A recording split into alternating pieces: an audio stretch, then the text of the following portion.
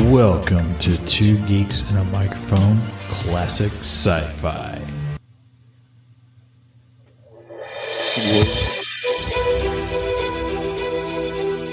The Internet, the final frontier.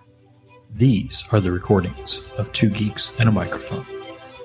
Its mission to explore strange movies and TV shows, to seek interesting classic sci-fi films and TV series, to boldly go where no geek has gone before.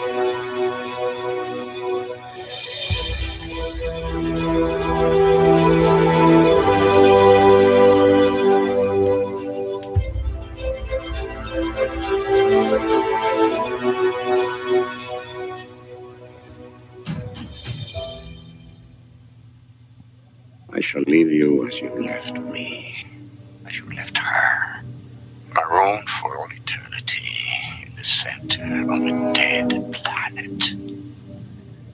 Buried alive, buried alive.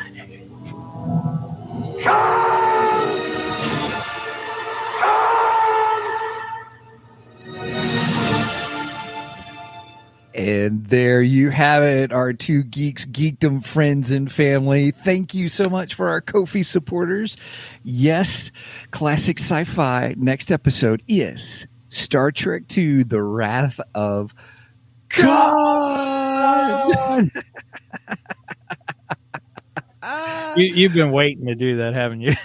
Oh, that was good. I love it. So, yeah. Oh, man, Mike, thanks for your hard work on that. That was great. Thanks.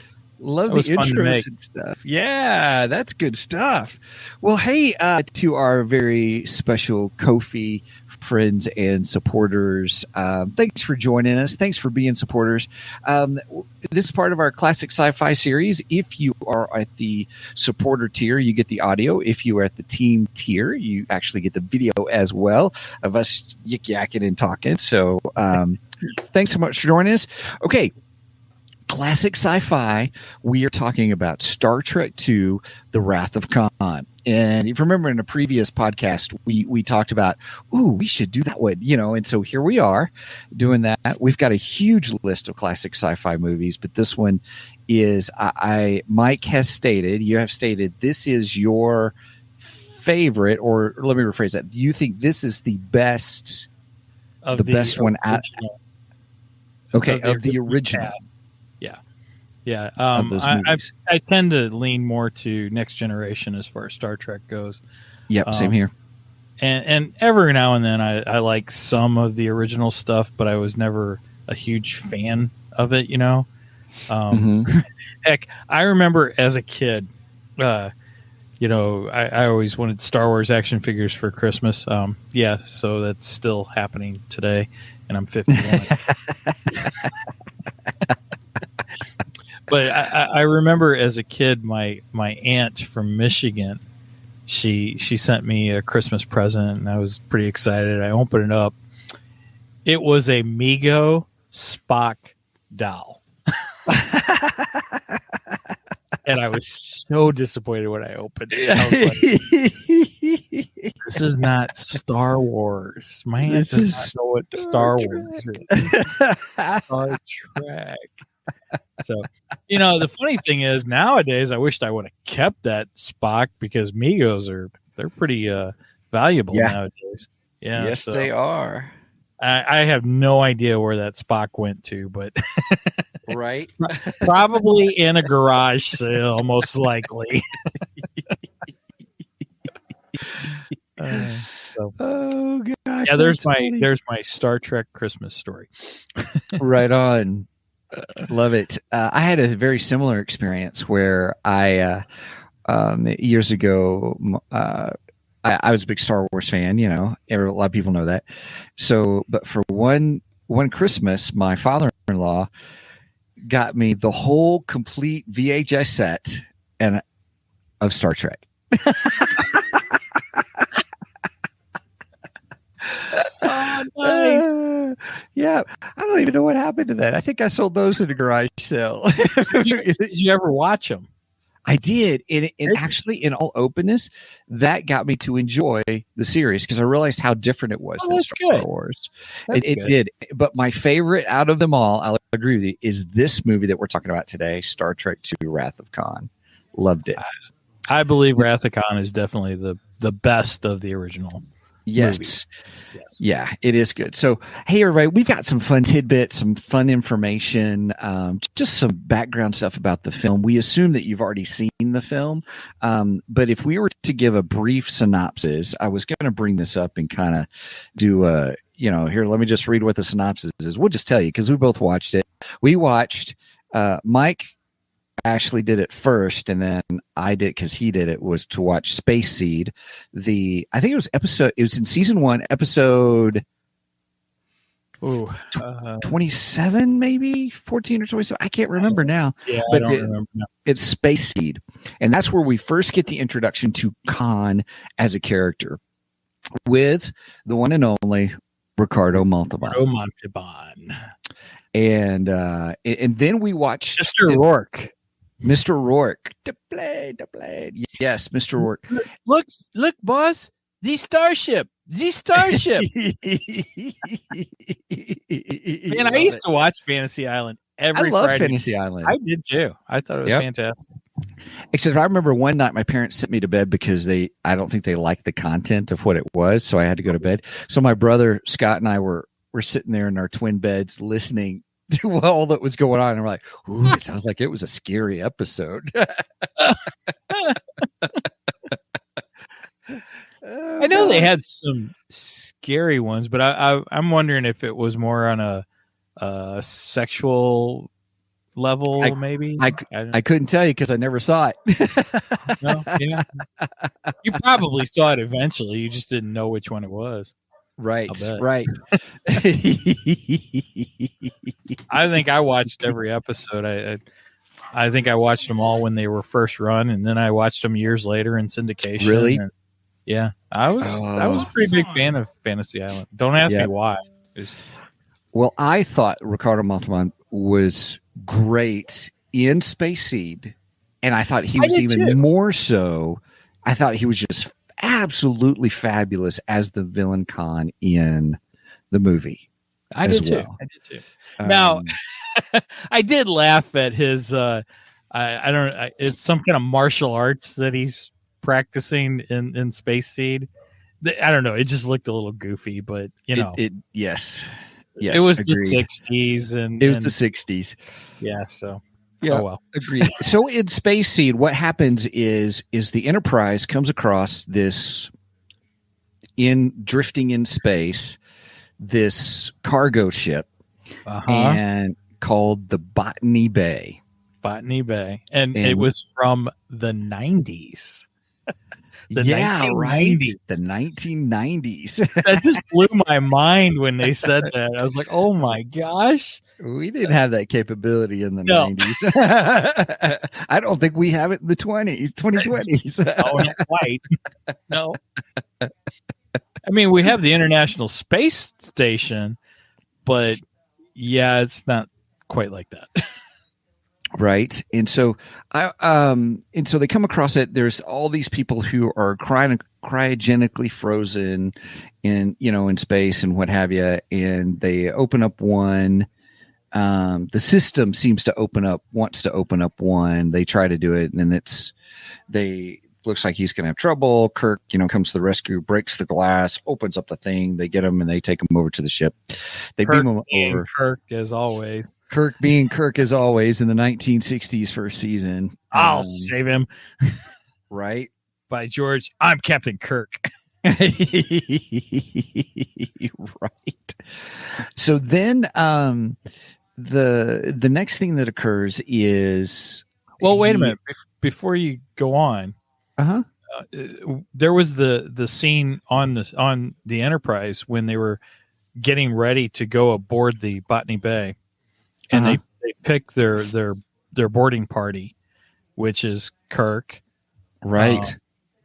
Kirk and Bones and Spock. Yeah, Bones. That's right. Yeah, because he asked Bones, "Are you excited about going on this?" No.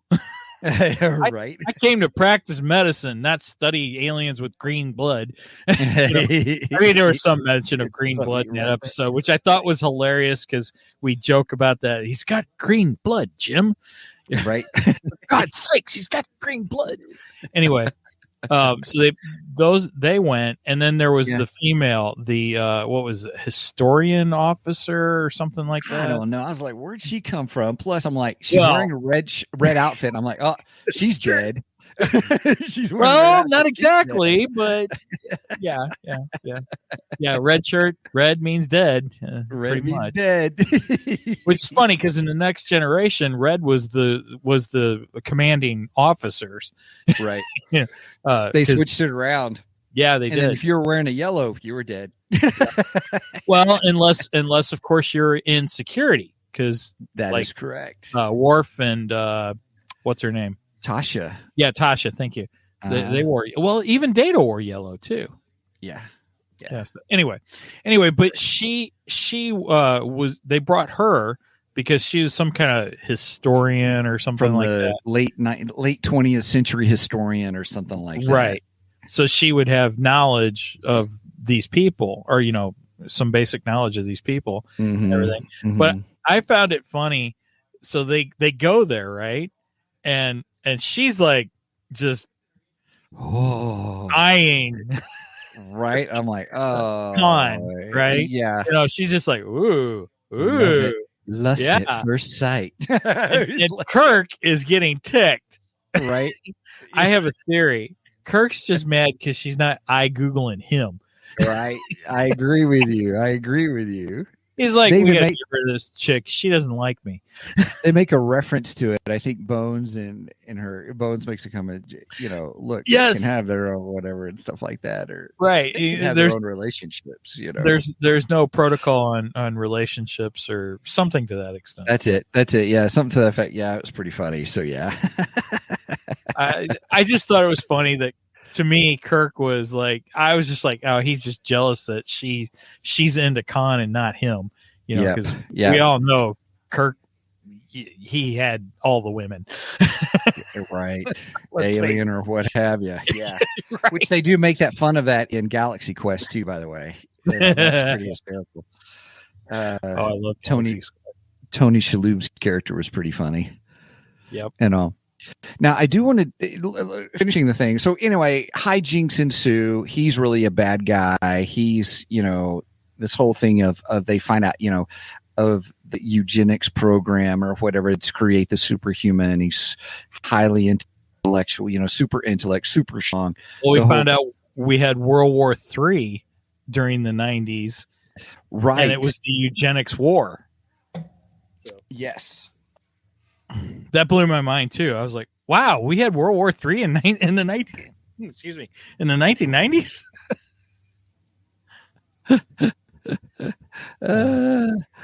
Boy, I learned a lot about the 1990s in this episode that I never knew. Hang on, my sound went out. Uh-oh. Out day today. Yeah, there it goes. I'm back now. Sorry about that. No, so, what was the last thing you said? Yeah, the penguin slid off the iceberg there. Oh, okay. I said that I learned a lot about the 1990s in this episode that I didn't know. Right? World War III. You were saying. World War III, eugenics war. Yeah. Yep. Yeah. And so anyway, they try to take over the Enterprise. Kirk has to come save the day. There's a 1960s fight sequence at the end, kind of a thing. And then he maroons them on SETI Alpha 5. SETI Alpha 5? I think it's 5. Yeah, I think it is 5. And so, but what was interesting is the girl goes with him. Kind of a thing. The officer goes, which is why I said. Well, he tries to take over the Enterprise, and she ends. Well, he kind of seduces her a little bit. Oh yeah, and he's playing emotional. What we would term today how would we call that today? He was Hashtag manipulating. me too. Yeah, something like that. But I mean, he was totally manipulating her. I mean, Right. And it was scary that the writers knew that back in the 1960s, how they were able to portray that. Well, they touched on things like that too. So they did. In all fairness, they sure did. The Star Trek did hit social issues and stuff. Yeah. And Star Trek was big on social issues. I mean, tackling social issues. In fact, Star Trek had the first interracial kiss on television between Kirk and I can never say her name right. Uhura. Yeah.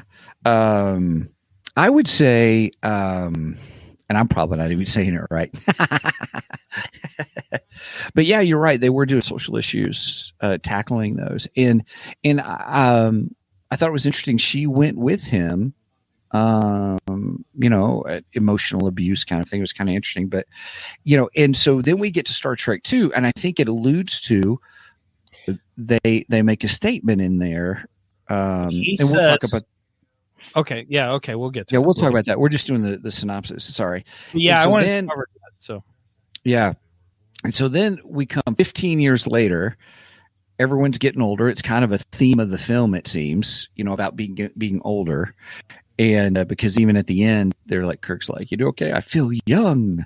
I'm like, that's kind of hokey, but okay, I'll go with it. He's 90 now. Yeah, something like that. Gosh. Oh no, not something like that. He's 90 because I saw him on an interview with Adam Carell, and he comes out. Oh, I haven't seen that yet. Oh, it's good. It's really good. Is it good? Watch it. Yeah. So he was a lot of fun. Was he? Do you remember when we went to? Comic-Con and he was there? And remember how we were looking at? I mean, we were there to pick up our picture with Manu Bennett, and because we got our picture taken with him. But remember, we were looking at all the ones that people got with William Shatner, and he had the same goofy smile in every single one of those. Yeah, he pretty much has that same goofy smile on the interview with Adam Carell too.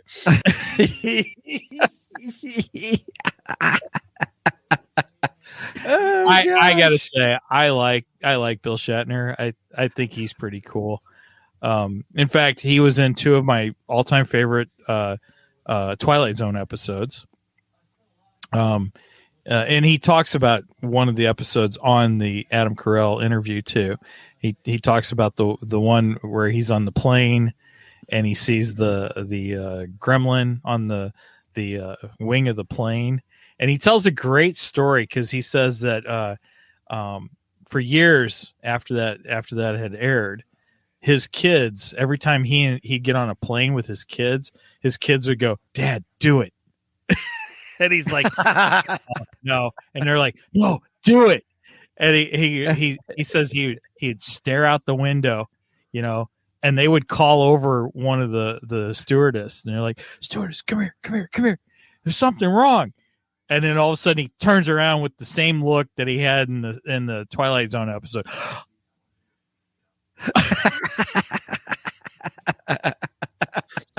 There's something on the way. I forgot about that. That's so funny. Oh, it was great. So apparently for years they would do it on planes, and his kids had some kind of scoring system for him too. So, like depending on what the stewardess, what reaction, what their flight attendant's reaction was, they would have some kind of point system they would give him. So that's funny. That's pretty funny. A fantastic story though. Yeah. So yeah, that was one of my favorite Twilight Zone episodes too. So anyway, there's the Reliant is a ship out there on doing scientific stuff like always. Then they're out there, and then Chekhov is with them, and Chekhov they're trying to determine if there's life on this planet. Then lo and behold, they're there. We can go in more details. I'm just trying to do a quick overview, but he finds a buckle, looks at it, and it says Botany Bay. Yes. And he's like, Botany Bay? Botany Bay? oh no, and then it's like, let's get out of here. And then all of a sudden you see Khan and wait a minute, you see who? Khan. Right. And so hijinks ensue where Khan takes over the Reliant, finds out, trying to figure out what they were doing, why they were doing the Genesis Project, capturing the Genesis Project, and then Kirk and team, with a new I like this, a training crew have to go investigate and what's going on. And then the battles between I took it as superior mind, superior intellect, but experience. I thought that was the great thing about the battles at the end. Yeah. And then, and of course other things happen, but pretty much that's the gist of it. It was a way to get Khan back, and Khan is driven by revenge. Yes. And Ricardo Montalban just did a fabulous job. Oh, he was great. I loved Ricardo Montalban. So we are 21 minutes in, and so I want to make sure we discuss this, because this is something we talked about as we were talking about, was we were going to answer the question: was that a prosthetic chest plate, or was that truly Ricardo Montalban? Okay, so we said that. It up. I did too, and the producer, I think it was the director. The director had stated in an interview, "Stop asking that." Yes.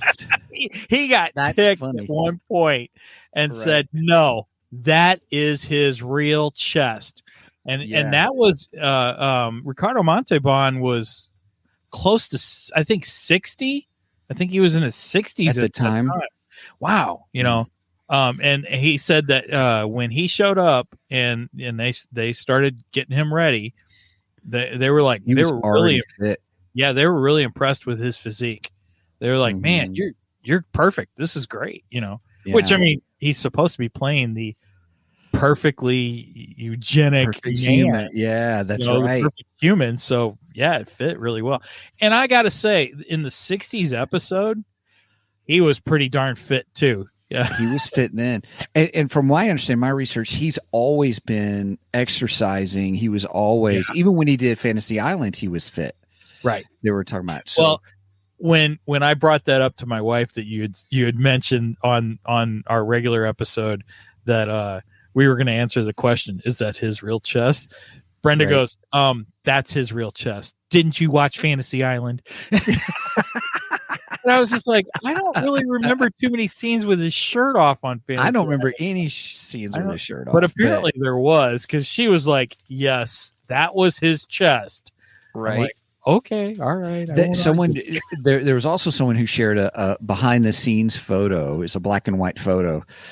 But it was him and all of the prosthetics of, that ending scene where he's scarred real bad and burnt and all that. And he's standing there with, everybody. Look, obviously they're discussing the scene and stuff, but you can see his chest really well. And you can tell without a shadow of a doubt that, that's him. That is all 100% Montalban. 100% Ricardo. It's all Ricardo. Yeah, I'm surprised Bill Shatner wasn't like, "Hey, you need to cover that chest up more. You're showing me up, pal." Yeah, once again, my name comes first. Right.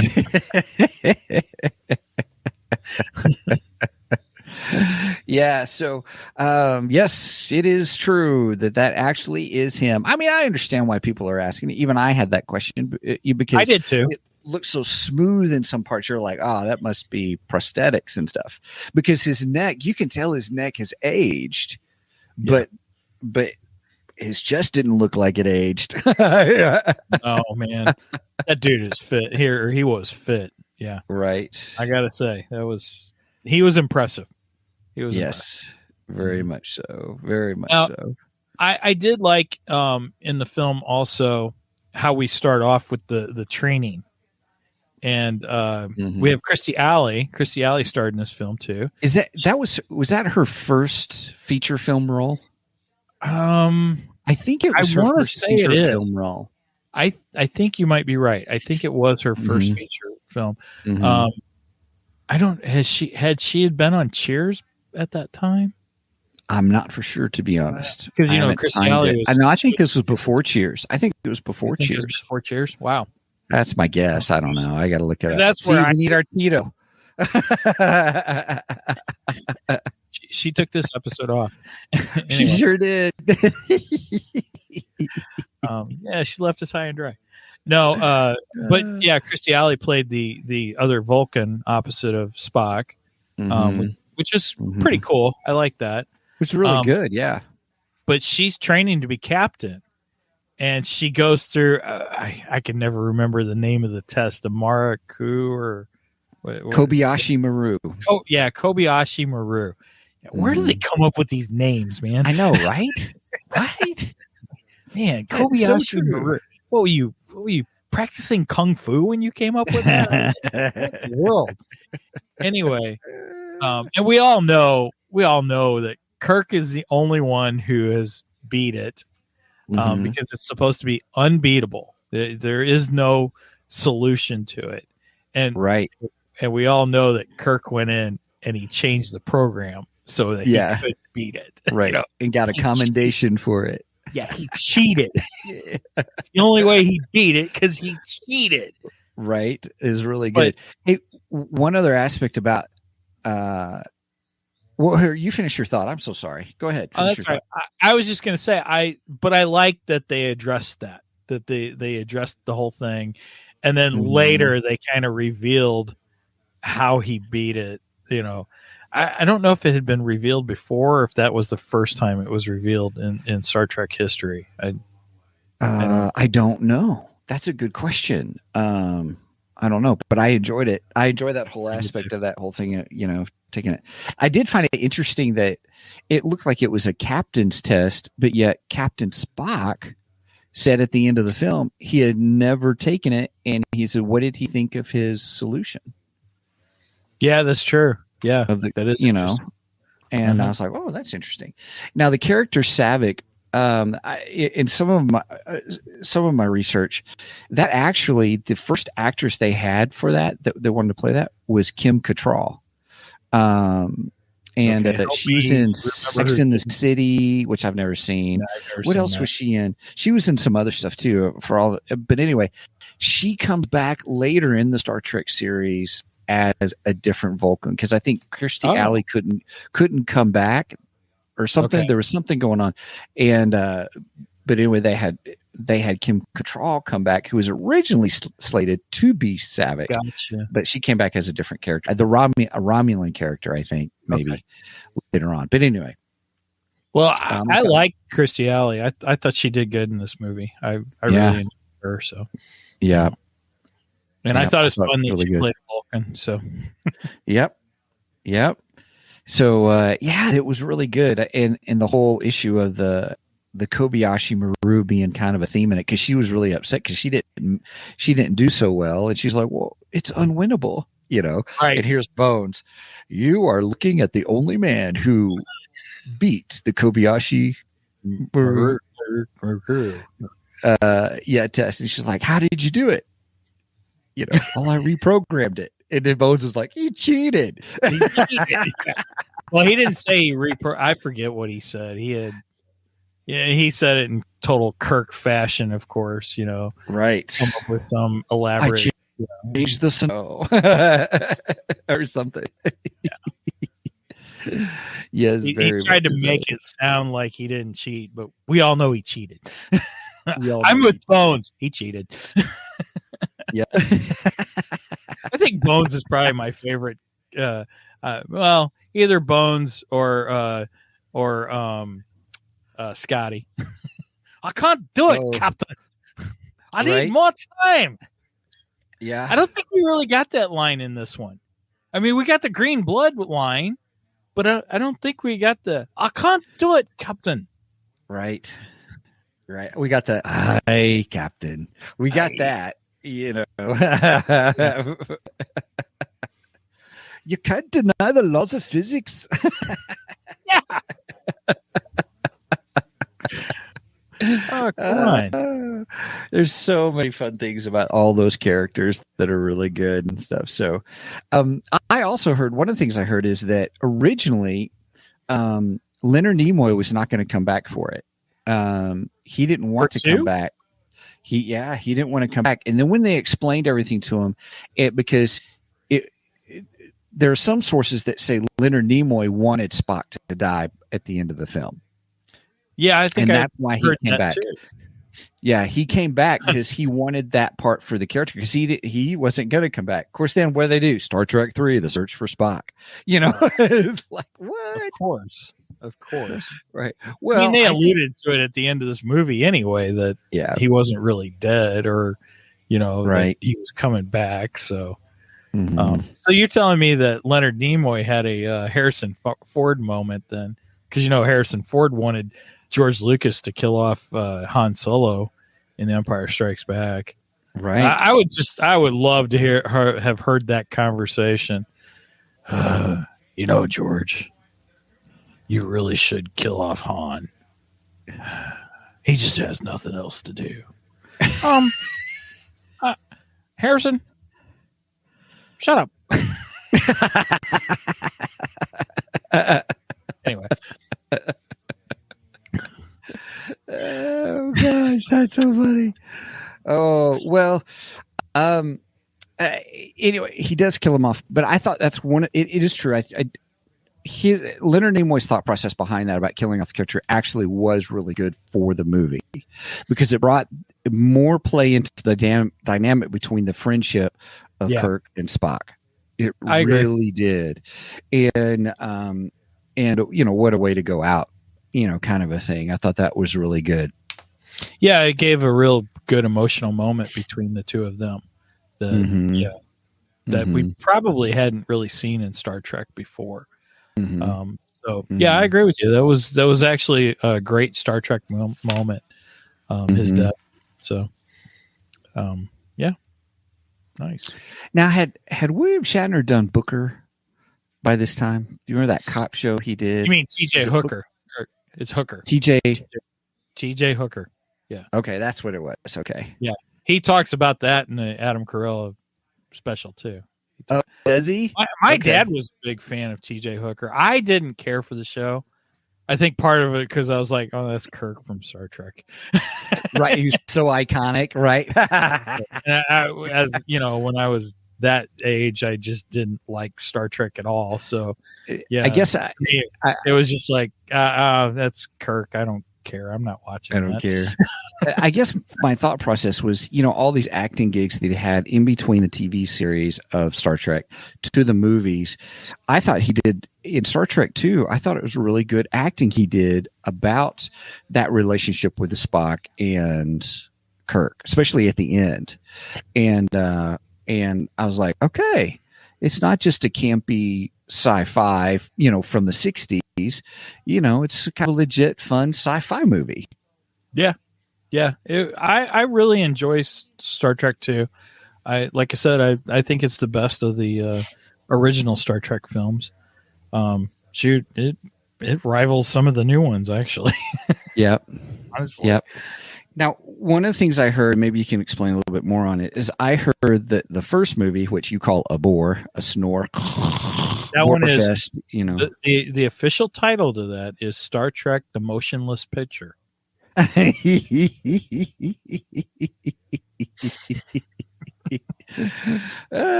Now that budget for that film was what, $42 million or something like that. Yeah, and then Star Trek 2 was like 15.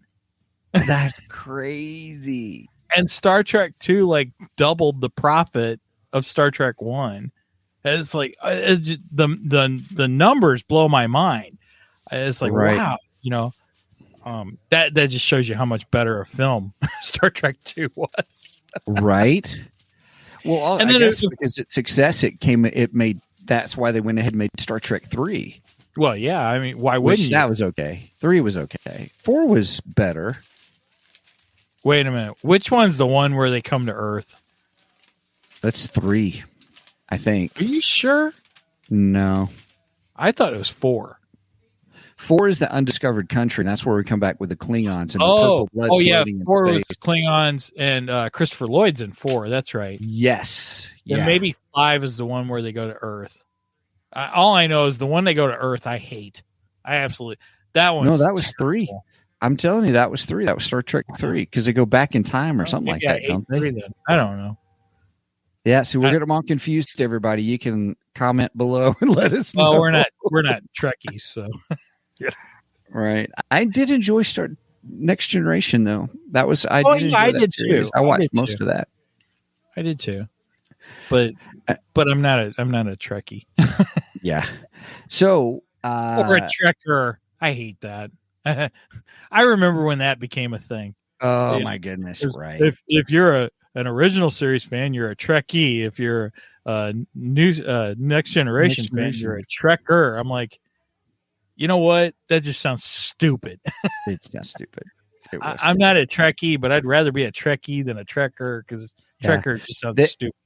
There is a documentary called Trekkies, and the girl Tasha Yar, I think it kind of hosts it and stuff. Is that where Dana Crosby? Is that where William Shatner shows up and tells them all to get a life? No, that's Saturday Night Live skit. That's a Saturday Night Live skit. That's good stuff. They do talk about that though. They do bring that up. Which is pretty funny. I would say, anyway, we're talking about why they made Star Trek 3 because of the success, what we view. I mean, if you got the first movie that cost $42 million, and then you got the second movie that cost $15 million, obviously, it was amazing what they were able to repurpose out of the first film to help them with the second film, and then how much money it made still. Now, I thought one of them, Leonard Nimoy, wouldn't come back unless he got to write one of them. That I don't know. I don't know. That's interesting. Maybe I'm confusing the history with Superman because I do know that Christopher Reeves refused to do Superman 4 unless he got to write it, and they should have said no. They should have said, fine, we won't make another one. Right. 4 sucks. Quest for Peace. The Quest for Peace. That's right. The whole nuclear arms thing. Because that was a big issue that day. Well, yeah, sure it was. I mean, but still, oh, geez. Yeah, like nuclear issues aren't big today either. Right. That's true, too. Oh, my goodness. So continue on. What are some other the favorite parts of the whole series for you, right? Including Space Theater and Takon? What are some other things that you enjoyed? This is going to sound silly, but there's a scene that I absolutely love. And it's when Kirk is coming down to the I guess the engineering. I don't know He's what. Coming down to engineering to see Spock because Spock. Yeah, and he slides down the ladder. I mean, it's just like he's on a ship, you know. Yeah. And I don't know, for some reason, every time I see that scene, I'm like, I just love it. I just love him. I do too. Sliding down that ladder. And here's the thing. It's William Shatner because that's all one take. He's coming down, and when comes around, there's no cut in the thing. I mean, it is him sliding down, and that's hysterical. Oh yeah, definitely. Well, one of the things I learned about the show was that very aspect of just like being on a ship is the costume designers worked with the writers and stuff because they said we need to make it more like nautical. More ship style stuff. Even the costumes were given a more nautical feel to them because they wanted to give that uniform aspect to it, being on a ship kind of a thing. Yeah, I think they did a good job at that too. They did a great job. And I appreciate you bringing that up because that whole aspect of sliding down the ladder, that's total. You got to hurry and get down in a hurry. And I don't know why I like that scene so much, but for some reason, every time I see it, I'm just like, that looks so cool. It just looks so good. And Steven just froze up. What happened here? What are you going to do? There we are. Sorry about that, everybody. That was weird. Just all of a sudden. But yeah. So you were saying, I was only gone for 2 seconds. I could still hear you. Yeah. Well, I couldn't hear you at all. I was just saying that it just sounds to me it sounds silly that that's a favorite scene of mine, but it just is. I don't know why. I just like it. Right. Oh my goodness. What are some we got introduced to, I'll talk about this in a minute, but we did get introduced to the fact that Kirk had a relationship and he has a son.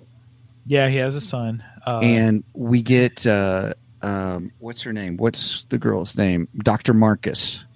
And so I don't know a lot about original trilogy. the original King series. Star Wars, sorry. Yeah, I don't know a lot about original series.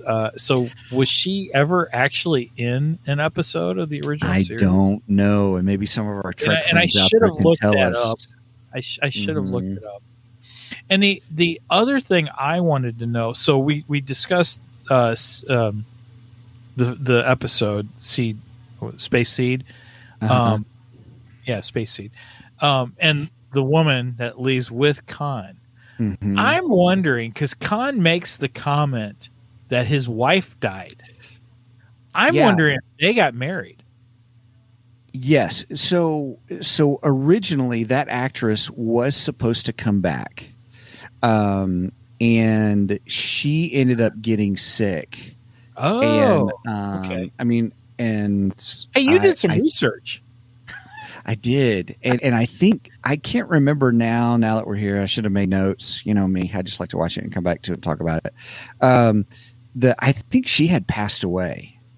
Oh, wow. And so the way it's written in the story originally, yes, when he says killed my beloved wife, was supposed to reference her. Okay. Yes. See, I wondered that because then didn't get any more reference to it. So I wasn't 100% sure. And it would have been cool if she could have came back. I wish. From my understanding, it was in talks to originally have her come back. Yes. Oh, wow. Yeah. Well, it's too bad she was sick because I think that could have added to the story. I would have liked that. Yeah, and it was going to be the original actress too. That would have been great. I think out of reverence, they decided to just make a reference rather than try to recast it. I think that was probably the proper thing to do in this scenario. You know, sometimes I don't have an issue with recasting. But yeah, I think if they would have recasted her, I think some original series fans might have been a little on the idea of it. But then again, maybe she's just a throwaway character and no one cared either. Maybe it's just me. I don't know. Because I am coming out of watching the episode and then immediately turning around and watching the movie. So it was fresh in my mind at the time. And it was 15 years after the episode, that the movie came out. So I don't know. Maybe it's just me. No, that's all right. I would say one of the other things I liked was I did enjoy the space battle scenes. I love this chess playing that they did. And, of course, I had never heard before. In the first big matchup, this whole thing, Spock is like, "You talking about the prefix code?" Yes, prefix code. What's the prefix code? I'm thinking, what is a prefix code? Oh, we can get in there and get their prefix code and take over the ship. I'm like, well, isn't that convenient? Well, okay. It's kind of like, let's go back to the original episode too, when Khan's in sickbay and McCoy is working on him and everything. And he says to McCoy that he wants to read the ship's manuals. And he says it to Kirk first, and then he says that Dr. McCoy will show you how to use the computer. How to use the computer so you can access them. And I'm like, don't give that guy the ship's manuals. What the hell's wrong with you people? I know, right? I thought, this. I mean, both Kirk and Bones are like, yeah, okay, go ahead, read the ship's manuals. It's a free society. You can get whatever you want to eat through our transporters and all this kind of stuff. Or, the whole, we give freely. I'm thinking, you guys, I'm surprised you're still alive. Because then he learned how to take over the whole freaking ship. It's like, I know, well, gee, right? I wonder how he figured that out, huh? Right. Oh, maybe it's because we gave him access to our manuals. Right. Idiots! What's wrong with you? The future's stupid. Oh gosh. Oh goodness. I'm laughing now because of that. Sorry, I just had to say that. It's okay. That's okay. I got it. I will say, I do need to say this. Talk about favorite things. As far as villains go, if just across the spectrum of film and movies and TV shows, Khan is probably one of my top 10 villains. He's just fabulous. Now, to be open, I liked him better in the movie than I did the show. The show, granted, he was very arrogant. And he's a womanizing jerk in this 60s TV series. Right. Yeah. He absolutely was. And that made a good villain, but he really showed off, I think, in the movie, his intellectual prowess playing chess, even though he was driven by revenge. I mean, that's 15 years of being on an abandoned planet. Right. Yeah. Which, And how did the Federation screw up? Because so if the story is they put him on one planet, Ceti Alpha 5, and then Ceti Alpha 6 is destroyed, and then it they thought they were on Ceti Alpha 6. If you remember, they were coming in. Right. We're going to look at Ceti Alpha 6. Again, how did they not remember that? Okay, we're close to Ceti Alpha 5 where Khan is. We got to be careful, kind of a thing. And even in the TV show, Kirk made reference, I'd like to come back and see how they're doing. But 15 years later, obviously he didn't. And what do you say, 6 months? Khan said 6 months after they had been marooned there Ceti Alpha 6 exploded, however, that probably would have been a story in its own right. And then shifted everything. Grand Moff Tarkin blew him up with the Death Star. Also known as Alderaan. You may fire when ready. Right on. Now, the next thing you heard was Khan screaming, Kirk! when the whole time he should have been screaming, Tarkin! Sorry, I'm crossing streams. You are. I love it. That brings up a whole other aspect of it, because it was Khan telling that story to Chekhov. And we find out that Chekhov doesn't join the show until season 2. Season 2, yeah. So Chekhov, did he ever really meet? No. So how the hell Khan know who he was? I know who you are. I never forget the face. even ones that I never seen. Right. Yeah, because when Chekhov and I can't think of what the other guy's name is. He's not an original cast member. No, the other captain. Yeah, the captain of the Reliant. Yeah. The captain of the Reliant. When they show up, Khan's like, I don't know you, but I know you. And, right. Yeah, and Chekhov wasn't even in season 1 of Star Trek. So right. He never met. So from my understanding, I did a little bit of research on this, just a little bit. And they wrote, there is a novel. And it's not the novelization of the film, but there was another novel that was written that showed where Chekhov met Khan. That somehow, some way, there was it was written in. So they would have that moment, because I'm sure a lot of the fans, the big hardcore fans, were like, Chekhov didn't come till second season. That's what we do. We like to pick out inconsistencies. Look how smarter I am, kind of a thing, pushing up their glasses. I'm only doing that because was it Brian or Mark that did that in the Three Geeky Dads podcast, and we made reference of it. Probably Brian, and they were doing the book guy reference. Worst episode ever. Chekhov never met Khan. That's it.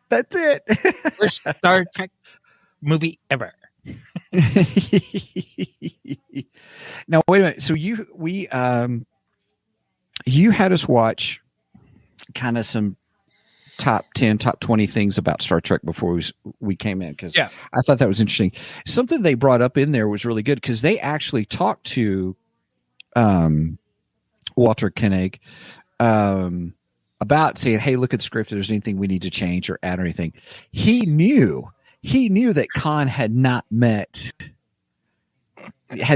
Chekhov, but he didn't say anything. And I don't blame him, because he's like, no, I still want the part. No, wait a minute. I don't think that was, the actor wasn't the one. So they had somebody reviewing the script. There were a few things that they found discrepancies of. And then for some reason they passed on that.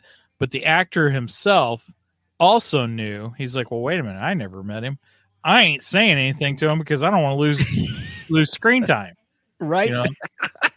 Otherwise, they're going to give it to Mr. Sulu, and I scream better than he does. Right, I scream better than Sulu. All Sulu is going to do is go, "Oh my!"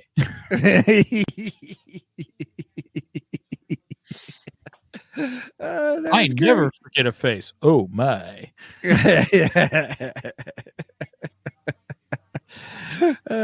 We just stuck a worm in your ear. No, I was pointing at you. Go ahead, do it. Ooh. Ooh. Oh my! Oh my! Sorry, I missed the cue. Sorry, my bad. Oh gosh! I'm a podcaster, not an actor. Right. Oh gosh! Oh, what other interesting tidbits are we missing? The whole casting. Oh, there was supposed to be a baby in one of the scenes too. That's right. Well, two scenes when they first come across the Botany Bay, right? Right. Yeah. Chekhov. Well, first the captain of the Reliant sees the baby, and when they're looking at the Botany Bay, or they're inside the Botany Bay. Right, when they're inside, and at first in the scene you see him looking at that little terrarium, whatever, and right, you with see, that animal and stuff. Yeah, whatever is crawling around inside there. You don't really see it; you just see the sand moving and stuff, and they're kind of freaking out over that. Right, and then that's when Chekhov turns around and he sees the sign that says Botany Bay, and he mentions the Botany Bay, and then when they pan back, you see the captain looking at something else. And according to the script, he was actually supposed to be seeing a baby. Right. And he even had a line, because Chekhov's like, we got to get out of here. And he even had a line, and he says, the captain says, what about the baby? So when they decided to remove the baby from the scene, the line changed to "What about the baby?" to "What about the tricorder?" Yeah, because they had already filmed it. Made no sense. It's like, well, who gives two craps about a tricorder? We're about to get killed. Right. Khan's coming, pal. Right, as he remembered. And then at you can take your tricorder and stick it where the sun don't shine. I got to get out of here. Get out of here. I thought it was interesting on the second part too was the second part was at the end, the baby was supposed to crawl up to the Genesis device, right? Right. And then just I guess cooing or laughing or whatever, seeing the blinking lights on the Genesis thing. I'll be open with it. I'm glad they took that out. Oh, I'm not saying that it needed to be in there. I just thought it was an interesting tidbit, and it made for an interesting conversation in the fact that he says the line, "What about the tricorder?" Right. Now, wasn't that supposed to be alluded to, like Khan's kid or something like that? Yes, that's what they were alluding to. And maybe because we didn't have the wife aspect, maybe they decided it was better not for him not to have a child. Okay. I don't know. That's just my last minute thinking there. I bet that's why they cut the baby out, though.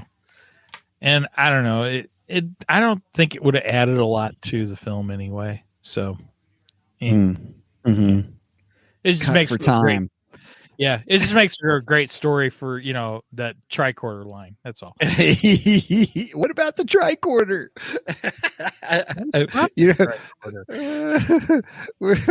It's going to be We got more on the ship, right?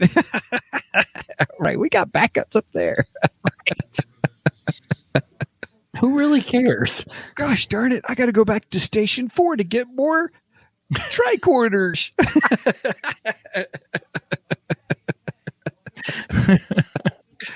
Oh my goodness! Well, if it was Luke Skywalker, it would have been. But I was going to go up to the other level and get some tricorders. Right. I'm going to get as many Star Wars references as I can. You're doing pretty good. You're crossing the streams quite well today. Thanks. Well, I will say this. I do agree with you. I do think it is the best movie. And I would say Undiscovered Country is probably next in of the classical ones because, with the Klingons, it was really good. But I like Klingons, so, Mm-hmm. Now, yeah. They had the forehead things, didn't they? Yeah. Okay. So, because, that's a big thing in Star Trek, too. That's right. Where I love in Next Generation when that's brought up to Worf, and Worf's like, we don't talk about that. That's a time in our history we don't talk about.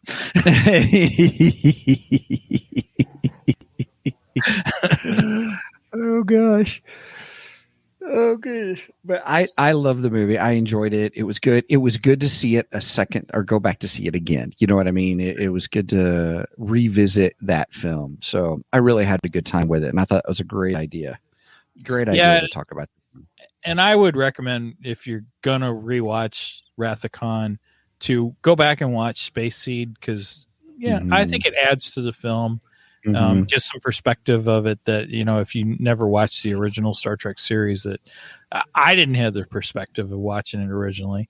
And I appreciate it now. So, and I'm not a big fan of the original. So that means a lot if I'm saying, you find it interesting, right?